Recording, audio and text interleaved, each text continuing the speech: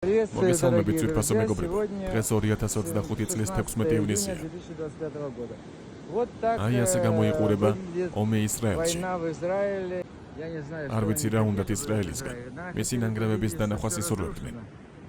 მაგრამ არა, ხალხი სეირნობს, ისვენებს, ყველა ერთნაირია. აი ნეტავეს წყვილი ვინ არის? იქნებ მილიარდერები არიან, ან მას კი აგოგონასთან ერთად. რთული შეკითხვაა, აქ ხომ მდიდრები არ უყვართ.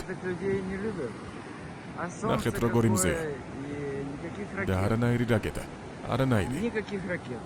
აი მოიშას შეუძლია დადასტურება, აბა მოიშა, არის რაკეტები. არა. სულ ესაა.